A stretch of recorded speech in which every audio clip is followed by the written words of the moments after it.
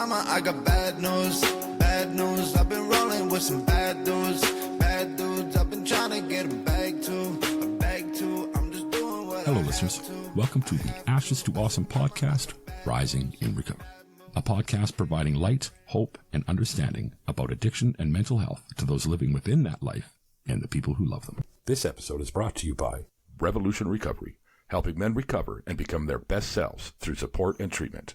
They've been there and they understand. Hey, listeners. I am in virtual studio with Ryan Bathgate for another episode of Kaleidoscope Wednesday. How you doing today, Ryan?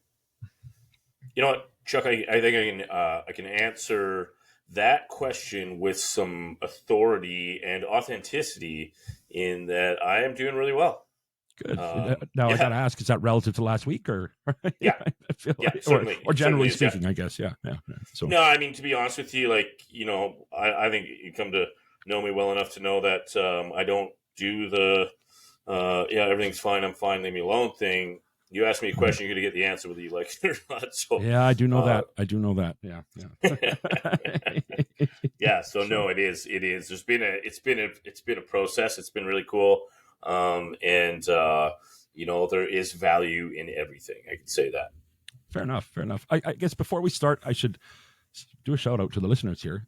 It's been a week since I put an episode out. I'm having some very serious tech problems. This episode making it out by sometime before 2024 will be impressive in itself. So I do apologize to the listeners for missing a week's worth of content. It is not by choice. I'm not taking a holiday. I've been working really hard at the back end of things instead. So hopefully we get those tech issues sorted out in the very near future and we can get back onto a regular recording schedule. That said, I think this is turning into an opportunity to look at the format of the show and some different things we can do. So maybe don't be surprised if there's some changes when things get back to quote normal quote. Speaking of quotes, I'm going to quote myself like an audacious man. That's bold, right? To find value where value is undetectable. Okay. Is what you're doing right now. Fair enough. Silver lining, all that shit, right? Yeah. And you know what? Like everything's an opething, man. You just gotta put that lens on, you know? Yeah, fair enough. Yeah. I won't lie, it's been a frustrating week, to say the least. I have since I started the show on January 27th, I haven't gone more than 2 days without putting an episode out, or 3 days, I guess would be my most, and it's been a week now, so it's it's been tough, right? We're breaking records. Yeah. So anyway, for a very rare, kind of a nice surprise for the host of the show, you kind of sent me a little bit of a guideline on what you wanted to talk about, which is again, it's a pleasant surprise to say the least. It's not how we do things around here, generally speaking. Well, it's not how you do things around here. It's not how we do things, period. Yeah. So now that we've got a bit of a format to go with, you wanted to talk about values and value assessment first. Why don't we get into that? Well, okay. So last week it had a bit of a different feel because the feel was different. And, I think that there's extreme value in I said something at the end about like, hey, let's remember that, behind the microphone, I like under the helmet, we seem to dehumanize athletes and things like that and put them on pedestals, counselors, bosses, we're all human beings and we're all prone to struggle. It's part of the experience. And so last week I was in a place of that I would call progressive struggle, in that by contrast, I have, in order for me to understand things, there has to be an implication. And I always go back to this idea that, light implies dark, death implies life, and pain implies love. And so struggle implies really, learning or process or teachings or experience.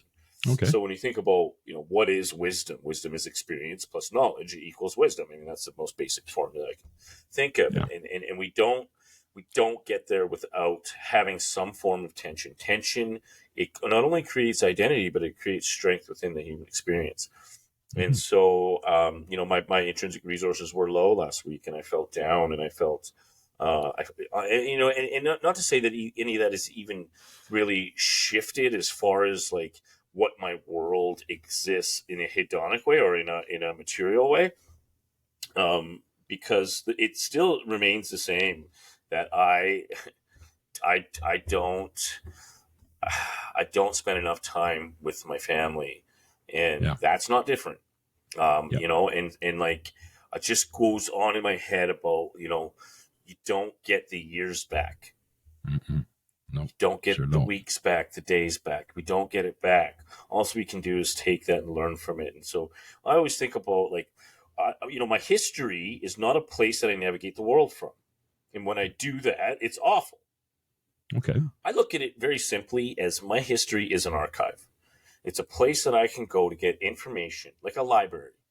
And I can use that information to apply to my existence in the now and preparing myself for tomorrow's consequence. I know I've said it before. I'm always living in yesterday's consequence and setting up for tomorrow's consequence. Yeah. So that's always happening, right? Yeah.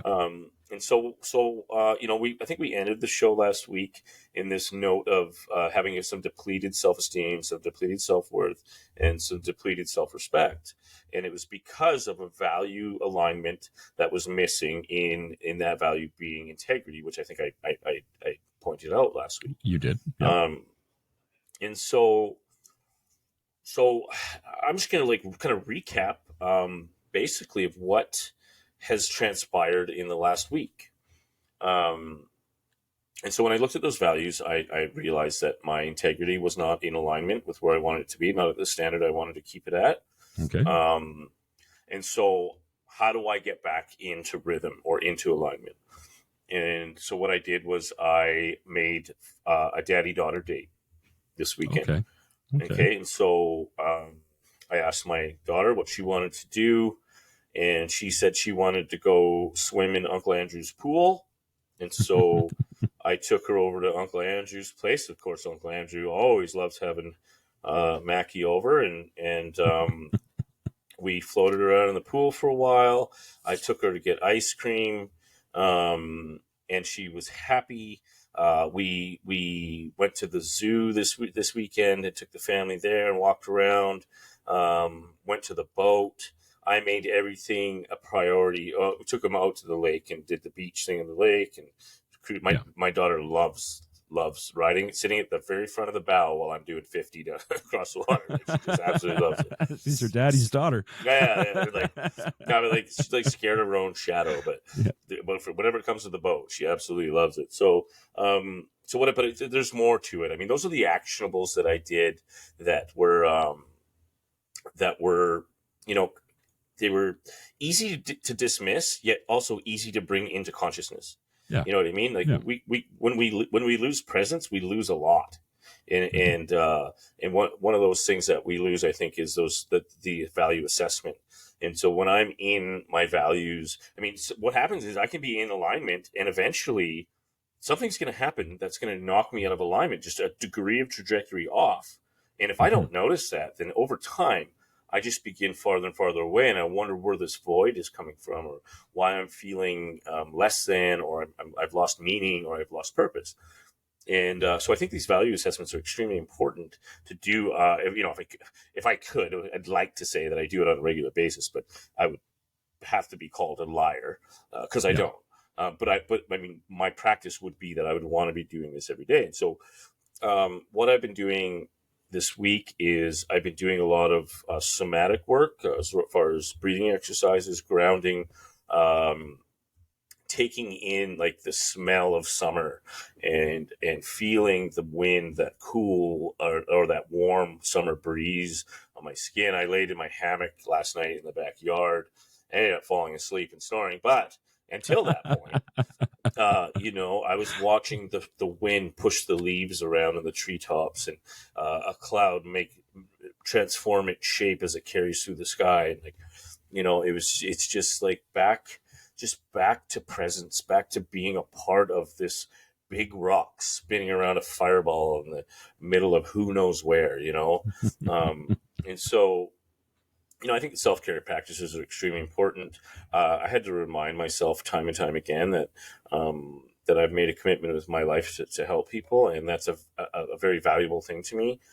In that I've made a commitment to be present for people. I've made a commitment to be honest. I've made a commitment to show up on time, and so I started to look at the things that were taking me away from that, which are stress, pressure, an overwhelmingness of need from others while putting my needs to the back burner. And so I spent some time in my white door places. And I don't know if you have that on hand, but the white door exercise is something we did in the beginning. We've talked about time and time again. Yeah, For I'll the put it in the show listeners, notes. Yeah. yeah, please. It's a really easy practice to do, but I went to a place that is it's called Nip Falls on Vancouver Island, and I walked the trail there along a riverside in my mind, and it just returned me to the center. And today I feel alive. I feel purposeful. I feel I don't often feel this way, but I feel like I'm a good father today, and that's one of those insecurities I have a lot, because I've just have such a ambiguous template to work from, and it's not like I don't know how like Marina does it, but she is just so intuitively an amazing mother. It's unbelievable. I love it when I hear you talk about her. I do. It warms my heart. She's phenomenal. Like she is. Just an amazing human being, and I am the lucky one. That's for damn sure. No and so, I'll stop you before we get too much further ahead. I'll put it in the show notes too. But episode 52 is where we talked about the white door exercise. White door, okay. And that's again, really early. Yeah. For anybody who's listening, that to me was one of the most profound things that I've ever done at a personal level. It certainly. It made sense of a lot of things to me, that's for sure. So, in a matter of guys. Yeah. In a matter of a couple of minutes, without a doubt. And so, I feel like I'm doing my job. I feel like I am instilling values in these two little people that are going to make a difference. Whether they do or not, I don't know. The future's unwritten. I don't know, but I'm doing my best, and I'm trying to show up. And I worked last night, and I got Daddy, don't go to work tonight. And it's just like, but it's a balance. I until I either win the lottery, which I don't even play, so that's probably not going to happen, or something else happens. This is the life I have to live. And so there's a level of acceptance that I need to learn how to do the best with what I have. And my best has to be enough. And so that's kind of what I got to. I was putting myself in a place where my best wasn't enough, and it really depleted my intrinsic resources at a rapid state. All right. And so, so the other thing I did was I focused intentionally on seeing the world as a beautiful place every day for at least a couple seconds. Okay. And that was just a matter of going out to my back porch and just looking at the beautiful mountains that I'm surrounded by, and it's been hot here. It's I think it's 31 right now, and just kind of feeling like it's summer. Plus I went and played a game of golf. And that's a busy weekend, eh? Holy cow. Yeah, it's a full weekend. Yeah. I don't think it was busy, because usually busy implies stuff I don't want to do. And it was quite full, and I had a good game. My score wasn't great, but I was really striking the ball, man. I tell you, like, there you go. Yeah, it's a good feeling. Ting, hey? When you hear that ting, for me, it's like 1 in 100 when I hear it. I'll confess, when I was married, never once did I beat my wife at a game of golf. Not once. Yeah. Not only did I not win, there wasn't a time I didn't lose terribly. That's how bad I am. And that's not speaking to how great she is at it. Let me tell you, right? It's purely how bad I am. Yeah. I can't play 18 holes if now sober. I don't think I could, right? I had to be drinking, because that's a long time to do something you're terrible at. That's a long time, right? So yeah, you know what? Like, golf has been a sport that for me, it's just like drinking or not. I would rather not be if I had a choice, because it takes away from a mindfulness about it. And if you think about golf, teaches you about expectation and disappointment in that relationship in a split second. Yeah. You know what I mean? Because I'm expecting the ball to go straight and go right to where I want it, and pause, it goes off into the bushes, and I'm like, fuck you. And yeah. So but I had a good round, and I was with a good friend of mine, and it was just nice to focus on little ball for 4 hours. Cool. So I did the things that I enjoy. I did the things that make me feel good about who I am, and what do you know? I returned to a state of alignment, and it's been Perfect. a really powerful lesson in really walking the walk, man. I mean, I sit here and tell people to do all these things, and yet when I miss, I'm like Yeah. everyone else, and I go down into that rut, but I take solace in the fact that everything changes. Glaciers are moving, everything is in motion, and Yeah. wherever I am, I won't always have to be. And so Fair enough. it's a matter of commitment and effort in order to get me into a place of where I want to be, which today I'm confidently in a place of peaceful contentment. Well, you certainly seem so. You really do. Yeah, it's a definite switch in you from last week, right? Or shift, I should say, not switch, but yeah. Yeah, to be honest with you, I'm really grateful that I went through that because, I think, for the people that listen to this weekly, you can see that there's a wave of progression and digression in the human experience. And so I'm happy that we got to showcase that from one week to another. And even able to have the assessment to have some direction around how we get into that place. I mean, go hit a bucket of balls, go pick flowers, do some gardening, all those things, whatever it is that gives you that space. I mean, I just named a bunch of things that introverts do. I don't know, go be around people if you're an extrovert. I don't know, but, I hate my name. And so it's just a matter of honoring ourselves. And that's what I did was I honored my spirit, and I did it in a way that was progressive, and I didn't allow shame in, and I didn't allow you're not good enough, you're never gonna make it, you know what the hell you're doing, and none of that. Was just like, you know what, check it at the door, because I don't have time for negative self-talk, and most of all, my little girls deserve better than that. And if I stay in that space, they're gonna get the worst of that. Fair enough, eh? Fair enough. Yeah. Hey, I want to move on to mailbag, but before we do that, I got a commercial here. Let's go to commercial real quick, and then we'll get to that.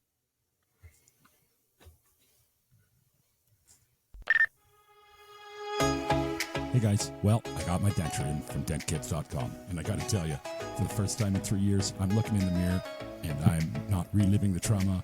I'm not feeling terrible about myself. I like my smile. It's so awesome. Anyway, hey, they are way less expensive than traditional dentures. No matter what your situation is, whether you're missing one tooth or a whole mouthful, dentkits.com has an affordable solution for you. Check them out, guys. I am so proud to be an ambassador for this product. Now that I have my smile fixed, you can look forward to some video episodes of Ash's Sauce. Thanks for listening. Now back to the show. All right, so we're back from the break. We've got a couple great questions, and if I know you, they're going to take a while. So we might just stick to the two. Because, well, that's what we do, right? So our first question is from Rob in Edmonton. And he says, what if there are real consequences attached to that thought of a possible outcome that is out of your control, but still dominates your thoughts? It's a waste of energy, but so worrisome that it can consume someone and in turn make worse decisions. And it piles up and eats a person alive. I feel like I already know the answer to a degree, but how does someone light the fire under their ass? Again, Rob in Edmonton. Thank you, Rob. Okay, Rob. Well, I touched down a second ago on the word consequence, and so that's a word I like to remain objective with, as in it's a action reaction, very physics based or science based, and so I want to first kind of lay some foundation here around what we do control, and so. Now, this is me, and, I didn't actually even steal this from anybody. I kind of came up with this in one of my sitting around train of thoughts thing, which you actually came up with, or like a me when I say I came up with something, that just to find out that I read it in 62 books over the course No. of it. Oh, okay. No. This is yeah. You know how listeners, for the listeners, I'll be in a train of thought and I just record it and send it to Chris. And get his thoughts back around it. And so this is one of those. Yeah. This is before the original. Hey, we'll call him that. Yeah. And so, right. But it's actually. Oh no, I'm lying too already. Oh, well. Part of it comes from my mentor. Okay, so what those are? They're so what we control, and I know I've said it before. Effort, we control commitment, we control our environment, and we control our perception, the way we see things. So that's a reality construction thing, and so there are real consequences to things. Absolutely, and he says a possible outcome. I think he said. Yes. Yeah. That dominates your thoughts, a possible outcome. So to me, it's like the future's unwritten, Yeah. and so like I put a lot into that because it takes a lot off of my shoulders. And I know what it's like to be in that situation room where you have all these scenarios that are just all terrible and eating you up. And so I think what I would look at is like, what am I doing effort wise for this issue? How am I setting up the unwritten future to be written in a way that I can influence?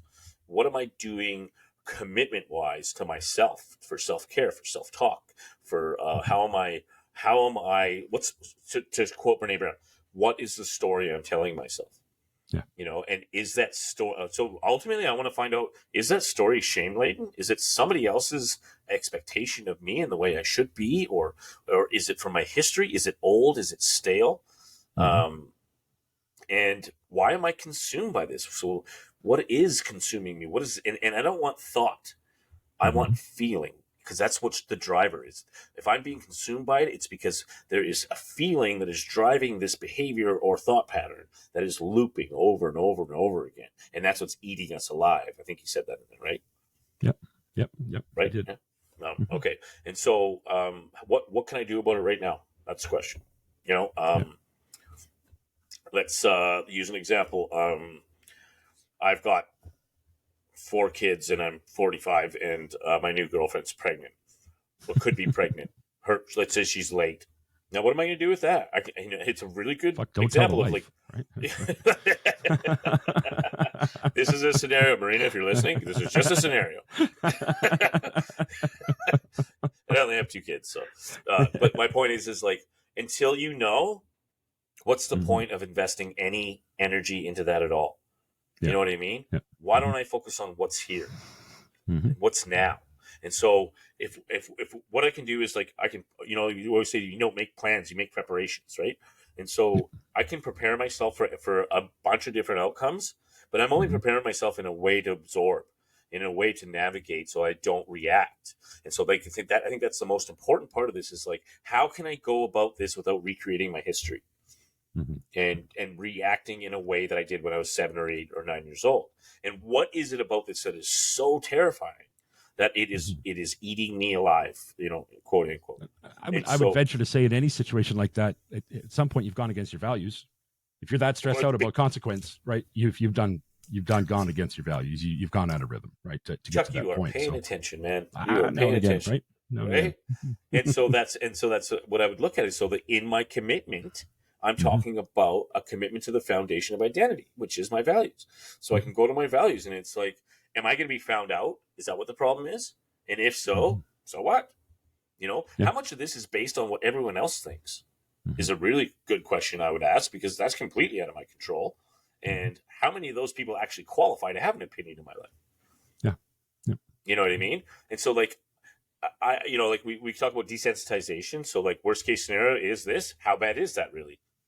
Is it the worst thing? Well, I'm probably going to be okay in the end. And like when I can live my life knowing that no matter what happens, I'm going to be okay. Like that's peace, that's freedom.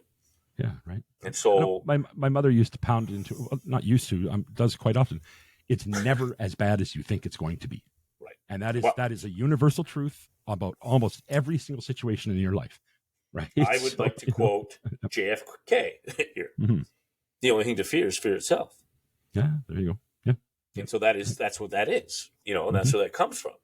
And so, it speaks to, these things just keep piling up and like, they don't have to. I mean, I would assess what deserves the attention, how and like you said, I'll go back to the foundation. What values are at a place here? What part of those values can I attend to right now to get myself back into alignment? How do I be accountable to this thing? And then what is the freedom I can expect from that? Or am I watching for the freedom associated to whatever that accountability is? Fair enough. Right. And if fair I can enough. find that freedom, then I know that it's just, all that pressure will just dissipate into the cosmos. Like, and I'll be back into rhythm, and I'll be back in, and then when that consequence shows up, I'll be concretized in my being. I know who I am. I know who I want to be. And I know that whatever the situation is, it will not tear me down. Nothing has that power. I can only allow it to. So the question, I guess, for Rob is, why does this deserve all your power? Why are you assigning it? There's only one way that something can hurt me, is if I allow that to happen. And I'm not talking about dissociation. I'm talking about integration, which is a big difference. Yeah. So, like, let's not pretend it's not there. Let's just know that we're better than that. Yes. Yeah. Absolutely. Right. Letting it happen. Letting it. All those. So we talked about on the weekend. Yeah. Can you read the last line? I can't remember what that was. Oh, I got to pull that up again now. I feel like I already know the answers to a degree, but how does someone light the fire under their ass? I think you don't need to light a fire. I think you need to just get back to the foundation of who you are, who you want to be. Realize that you're not that far off. The values that you live by, are easy to navigate. They're easy to identify, and we just put the micro movements in place, the small little things. Waking up in the morning, and like this last week was all about micro movements. Waking up with intentionality, waking up and breathing, telling my daughters I love them. I'm looking at this question again, Ryan. I'm sorry to interrupt you. Please do. And I'm taking something different from it.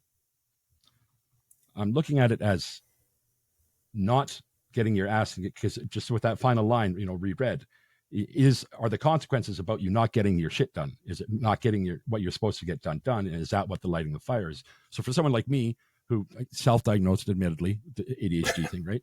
I can look at a task in front of me for a week. And then when it's due, an hour beforehand, just go nuts about it and be so angry at myself. And so, you know what I mean? And quite often I sit there and I ask, career. quite often I get really, really frustrated with myself. And like, what the fuck is wrong with you, man? Like, why do you do this to yourself all the time? Right? Listen to that talk. Listen to that talk. Right? It's Listen to that self-talk. Right? Whose voice is that? That ain't yours. Yeah, right. You know what I mean? Like, so okay, I hear you now. So what do? We have intention. We're going to do our best. And so what I'm hearing you say in your hermeneutic evaluation, sorry, yes, thank you. your interpretive evaluation is that we're looking at having this big thing done, when really we need momentum. You know what I mean? And so it's like, okay, so I have a friend that has a big thing in his life, and it's eating him alive. And so what we did is we just made an agreement to deal with that at a time that he's in a good place to deal with it. And so really nothing changed, but other than the pressure of that being off, because he knows that he's made a commitment to deal with it when he's ready. And so just that intention removed him from the pressure of not doing anything about it. And so if it is like for me, dude, my school, my entire academic world was like, do nothing the day before it's due, learn everything, and get, and try to get by. And then, I was actually there's this, I got a client, he's great. He's, I'm just going to shout out Newfoundland homeboy. And he was in school, but we were at the same time, and he says to me, he's like, yeah, man, I was in school before and I was awful at it, but I'm in school now and with this clear head. And he's like, if you do the readings when they tell you to do them, and then you do the work when they say to do it, then you end up just reminding yourself when you're studying instead of learning everything new. And you do really well, and it's actually really easy. And I'm like, bing, I'm here, I'm in grad school, year number whatever, and I'm like, that makes sense. That makes a lot of sense. But here's the thing with that: me right now, as of now, not medicated and not, just still trying to figure out all those things. That's not enough for me. That's not going to be what gets the job done for me. I'm still going to go to day 7. And I'm still going to cram in the last half hour, and I'm still going to be really pissed off at myself for doing it. So you're And going to you completely lack really want to. self-compassion for yourself Yeah. because that's what Well, you're doing. You're waging war against yourself. You need to just do the yeah. little parts, micro movements. You do the little things. Yes, I can see if you that. have a hard time, Mhm. then just Mhm. do one thing towards the goal that's small, that's manageable. Yep. And Yep. then that little bit of pressure goes off. Do another thing, that pressure goes off. I mean, how do you eat an elephant, man? Like One bite at a time. one at a time. Yeah. And yeah, okay. It's a different thing in the head of. I know you're not. I don't think you are. You have an attention whatever thing going on. I've been accused of it, but yeah, I've never. I had no idea until I sobered up. We've talked about this before, of course, Yeah. right? But it's a whole new world to me. It really is, right? Like, and it's really frustrating a lot of the time, right? So And it's frustration definitely is something I expectation. need to look at getting medicated or whatever, because nobody else around you cares that. Not that they don't care. Nobody can relate to something that they don't deal with, right? So Yes. you still have other people being, and I know that this, it's not intrinsic and it shouldn't be my problem, but still, you're still not getting things done that you should get done. You're still letting people down that you're, and it's frustrating, right? So, Wow. So I always say with frustration is an expression of disappointment that comes from an expectation. And so if we just either carve the expectations down to be manageable, this is what we're talking about. We're talking about being overwhelmed, and overwhelmed means too much. I can't handle, right? And so break it into pieces that you can handle, and it becomes more digestible. Yeah. And what if, worst case scenario, you don't get there, but you did your best. At least you can say, I tried my best and I didn't make it, but I still got in the ring and took a beating. Worst thing we can do is nothing. True story. And then sit in the self-loathing of I didn't even try. Yeah. So I've I been there, believe done personally, that. So. I believe with like right to the core of me that my best has to be enough for me at any given time. What you think is really none of my business. Your expectation of me, none of my business.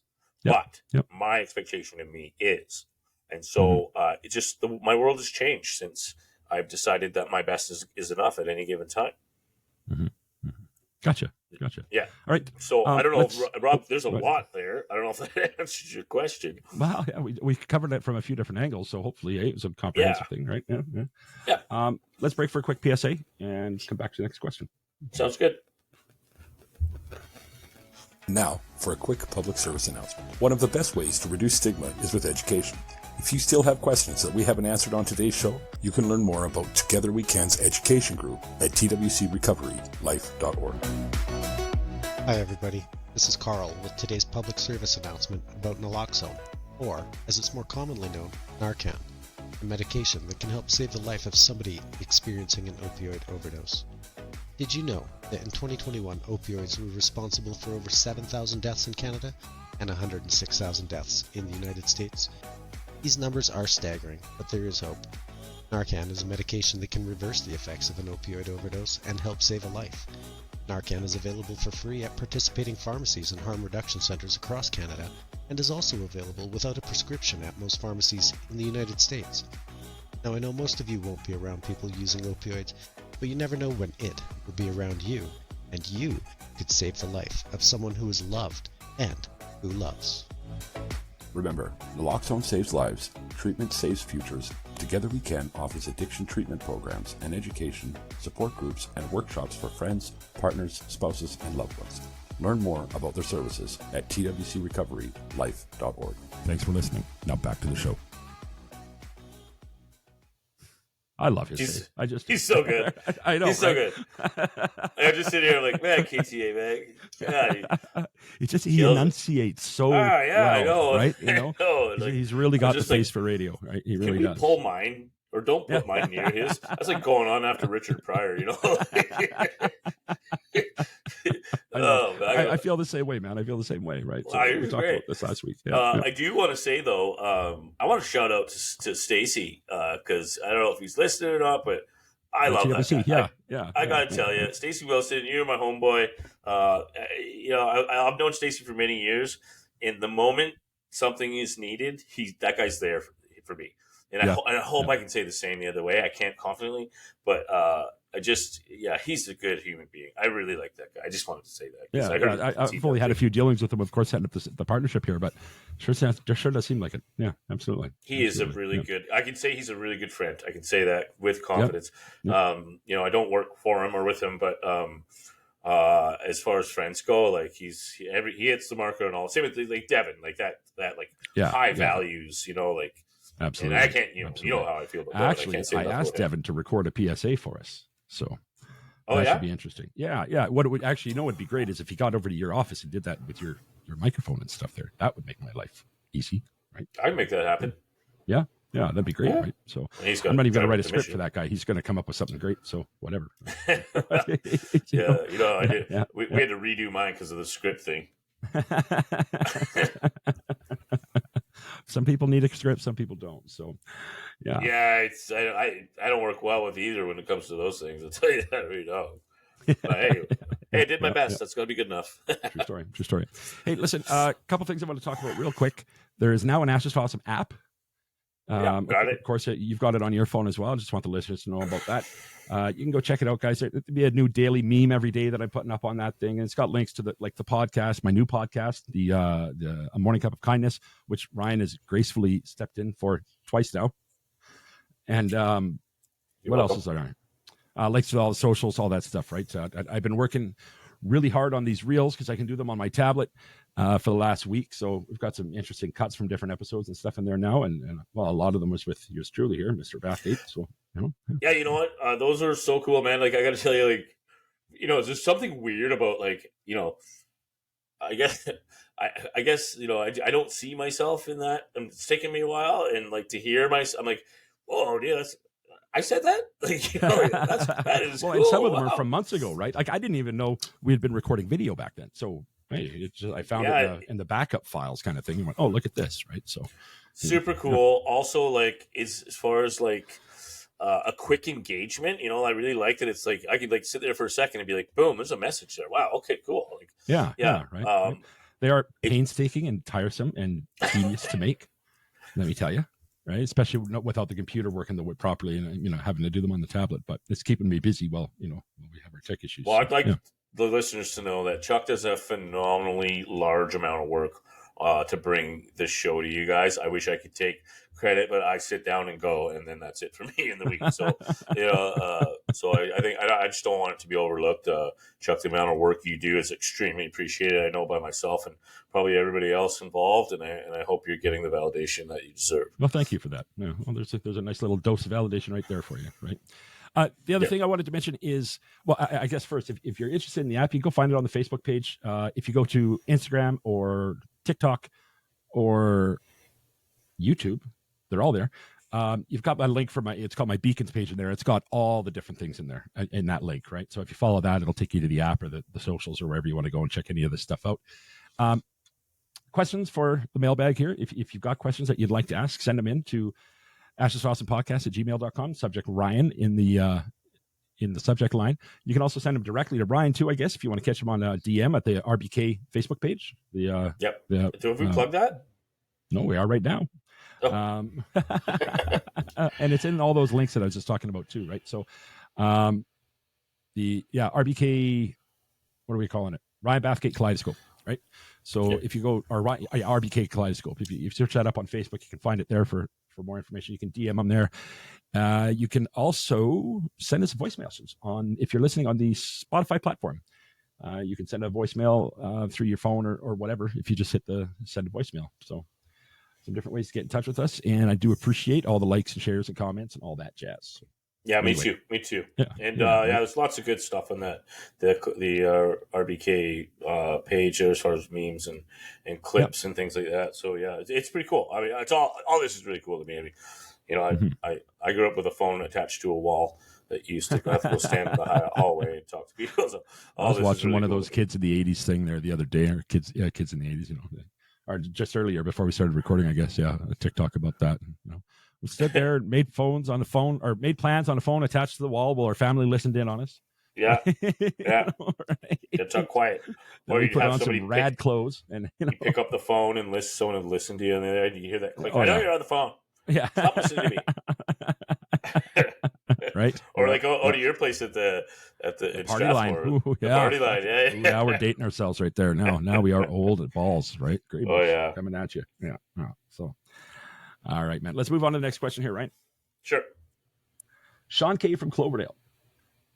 He says, my question I wanted to ask for the show of how to keep my temper at bay after I've been triggered.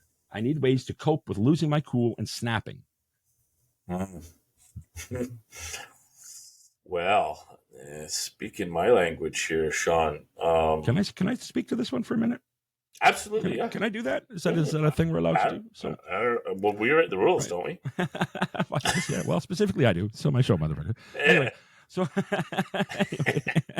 just kidding. No, anger was a massive part of my life up until my mid to late 20s, somewhere in there. A pretty massive. I used massive twice in one paragraph.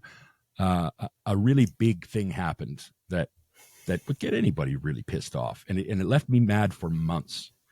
It was kind of where my anger peaks in my life. My girlfriend at the time called me a rageaholic. That was a new one for me, right? And I spent a lot of time angry at everything all the time. And a mentor fellow to me once had said, it's you spend a lot of your time and energy being pissed off. How's that feel to you, right? And I listened to him because I really respected this guy's opinion. And I listened to it, but I shrugged it off the way we always do, right? People do. And then the next thing he said to me was maybe a week, maybe 2, maybe 3 weeks later. I don't know. He said, the only thing you can control is how you react. That's it. He says, I can kick you in the balls right now. And whether or not you're pissed off is still up to you because I still kicked you in the balls. So deal with it. And from that moment on, and now it's been 20 years, I've been working every day at keeping my anger down, and by thinking, it's about how I choose to react. That's it. That's the only thing that matters. So being pissed off is only going to hurt me. It never hurts the person you're pissed off at. If anything, it empowers them. So fuck it, right? And now it's very, very rare that I get angry, and when I do, it's usually over in 30 seconds, right? So yeah. And I think you can go ahead now if you want with that. But well, no, it's a really good story because like what we're talking about is choice and freedom. You know what I mean? And like, I heard an old saying a long time ago. You got to be careful what you let rent space in your head. It's very valuable property. Yeah, it is. Yeah, and so I think that with this question here, I'm hearing reaction. Reaction being doing an action again to redo an action. And so what that tells me is that there's a complete lack of choice. There's a complete lack of consciousness, and there's a lack of intentionality. And so when I find myself snapping, let's look at the components of that. I'm overwhelmed. I've probably lost any ideal of control or fallacy of control, I guess. And I've gone limbic. And so I don't have access to the prefrontal cortex, the cerebral cortex, all those places that give me rational, identifiable decision making. And so, I guess how do I cope with I need ways to cope? I need ways to cope without losing my cool. Is that what he said? Basically, well, I could paraphrase, but I'm not going to. Question I wanted to ask for the show is how to keep my temper at bay after I have been triggered. I need ways to cope without losing my cool and snapping. Right. And so I would cope by like creating perceptual space. And so when we have reaction, usually it is the blowout, when you're dropping a Alka-Seltzer to a Coca-Cola bottle, like boom, you know what I mean? Like, yep. And so when we think about, sorry, there's my sign project. You get an F, Ryan. It did nothing. I don't know what happened. But if we just think about basic physics, I mean, space pressure is the constant force versus a solid object, right? Mm-hmm. And so life is being a constant force, but what it's going up against is perceptual. So that is the thing that I can control. Mm-hmm. I can create a bigger boundary so that the pressure can alleviate. How do I do that? With consciousness, with intentionality, with grounding, things like that. But I can't do anything if I'm in reaction. I have to be in response, which means I need to take the time to decide who I want to be in this, how I want to handle this, and whatever choices that I can manifest in order to create a sense of freedom from the event or of the event. Mm-hmm. So there's a couple like tricks that once upon a time I was in anger management. I know everyone's shocked. And so one of the things that they taught me was called a 5, 4, 3, 2, 1 technique, which is 5 things you see, 4 things you hear, 3 things you feel, 2 things you smell, and 1 thing you taste. And you go through that process, and what it does is it gets you out of thought and into your body. And that opens up the perceptual space. So the pressure is gone because I've moved the goalpost back. You know what I mean? And so the other thing you can do is take a deep breath. When we're in reaction, cortisol raises, adrenaline raises, the levels of oxygen in our blood is pushed out, and we lose access to the parts of our brain we need. When we have when our blood cells are full of oxygen, it gives us access to all of the parts of our body we need, including our organs, which includes the brain and all the parts of the brain. So when I'm in a limbic state, it means I'm overwhelmed, I'm in a fight or flight response, and I have no access to the parts of my brain I need to make sound decisions. Also, identifiable decisions. So my values. My values go out the door when I'm in a limbic state. Now, I don't need to be in that state unless I'm getting chased by a bear or maybe I'm free falling in an airplane and facing certain death. In which case, else, you might as well just check out then anyway, right? Yeah. Right. Start thinking about the good shit now, right? Yeah, exactly. Yeah, so same if it's me being chased by a bear, same thing, because I ain't fucking running anywhere. Come on. Right. Yeah, it's over. Yeah. Hopefully, I get one shot in the jugular and it goes down. yeah. Or what was that solar movie? plexus. No, it's him in the duodenum or something that makes him crap his pants. He's like, hot rod. He's like, oh, that didn't work. Yeah, I gotta go. Crap his pants. He's like, oh, that totally didn't work, but I gotta go. Anyway, Andy Samberg, love. Do you remember every line from every movie you've ever watched? I have a very good memory. It's remarkable. I've met one other person like that in my life, and it's just it's kind of crazy. I got a good friend back home, JB, who also he remembers every line of every movie. So he'll say something, I'll be right on it. You know what I mean? Anyway, so so the things that we do is we breathe. The first thing we do when we're overwhelmed is breathe. Bring oxygen into the blood to reduce cortisol levels and create perceptual space so the pressure lifts. Okay. Then we ask the question very intentionally. Who do I want to be in this situation? I ask myself that. I want to be, and then I go to my values because that's who I am. I want to be honest. I want to be integral. I want to be compassionate. I want to be understanding. And so when we talk about losing a temper, I'm none of those things. I'm a recreation of a very defensive self. And what am I defending is the question. So why am I snapping? And I'm snapping as a counteract or a counterpunch. You know what I mean? So me snapping is actually me being aggressive towards whatever it is that I feel is threatening. Now, let's just, for example, let's say it comes to my child. Yeah. Okay, she's 5. And let's say that I snap and yell at her. Yeah. Okay. Is that who I want to be? No, it's not. How am I going to feel when I come out of that limbic arrest? I'm going to feel like a big piece of crap, and shame is going to be all over me. Yeah.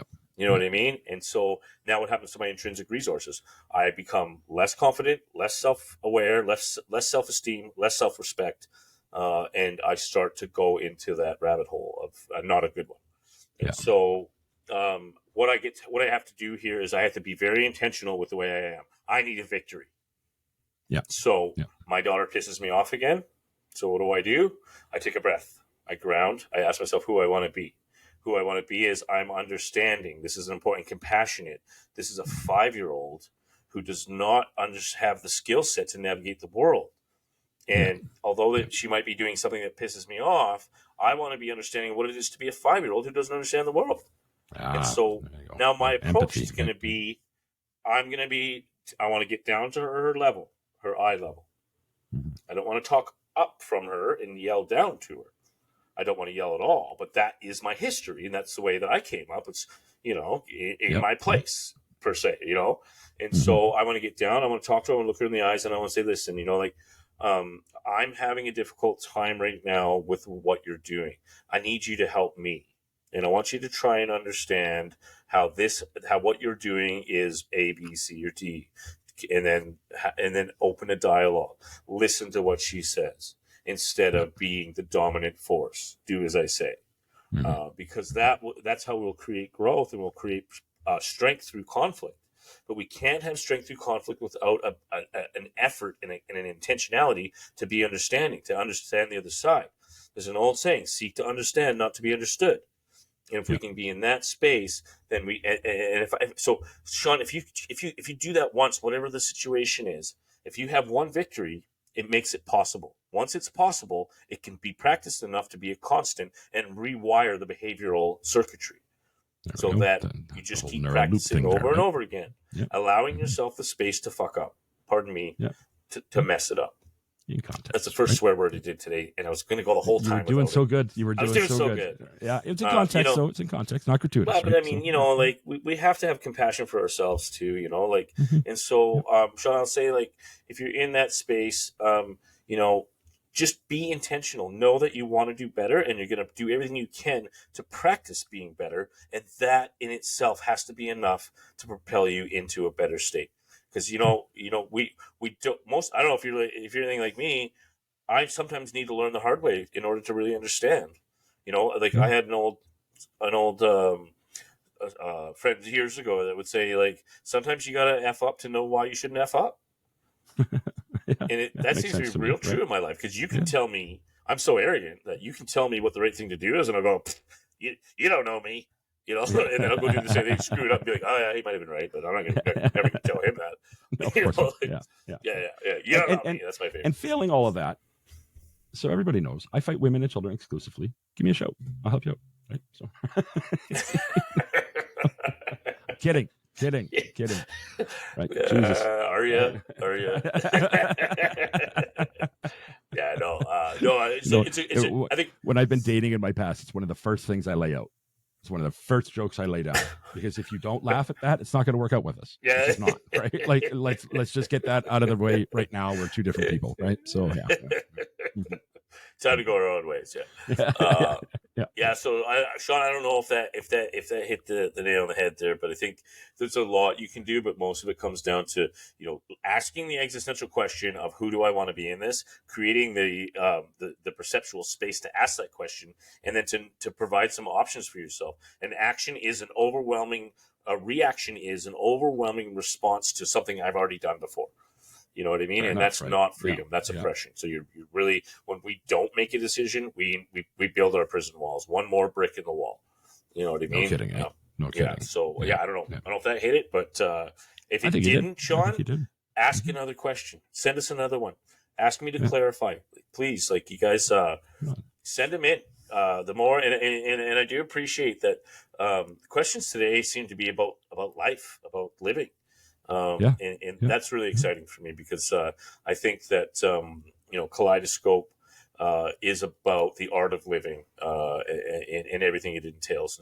And I'm not trying to exclude anything, but I'm just saying, we all have struggles, and learning how to turn struggle into strength, I think, is a skill set that we learn as we practice the art of life. And the art of life is the expression. Art is expression. So there's no wrong answers, and there's no wrong way. There's just things that we need to take from it, learn from it, and create wisdom from it as we carry on through our life.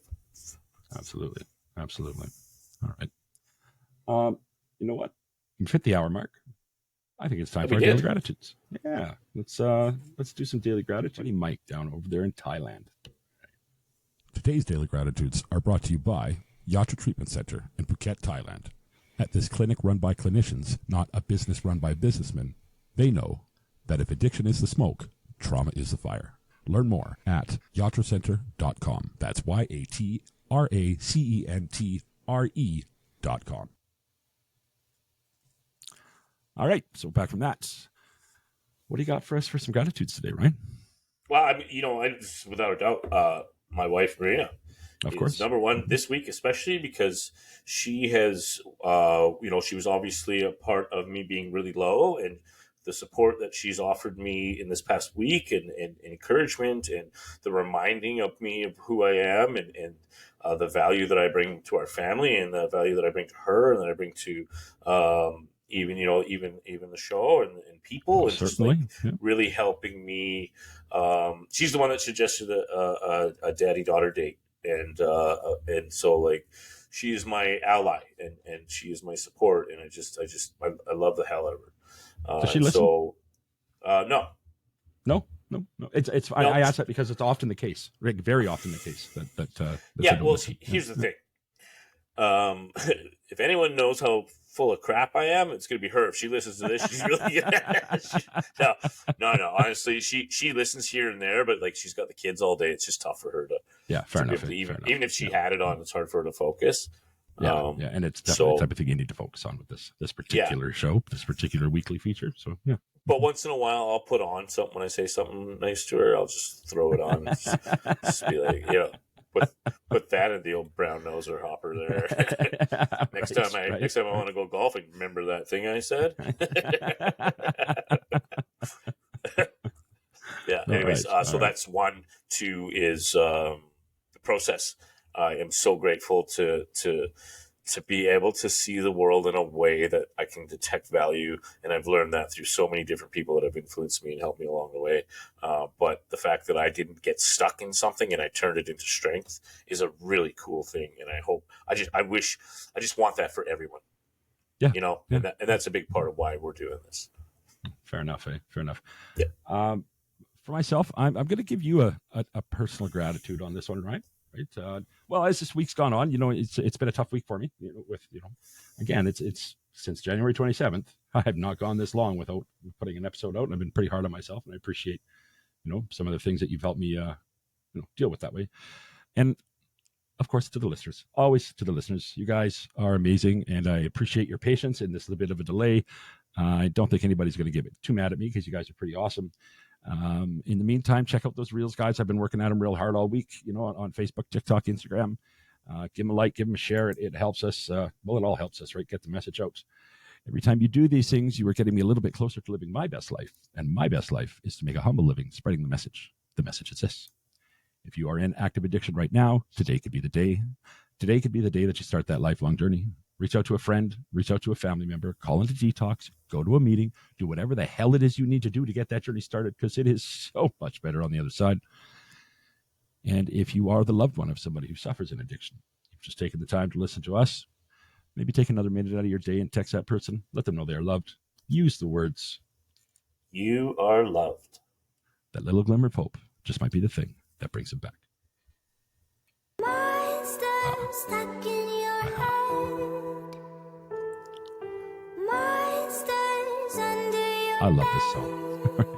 We are This was Leo Leone's husband. I can't remember his name, but we did the Memorial Monday for him. He's the one that wrote this song. Oh, listeners can hear me. Let's go there.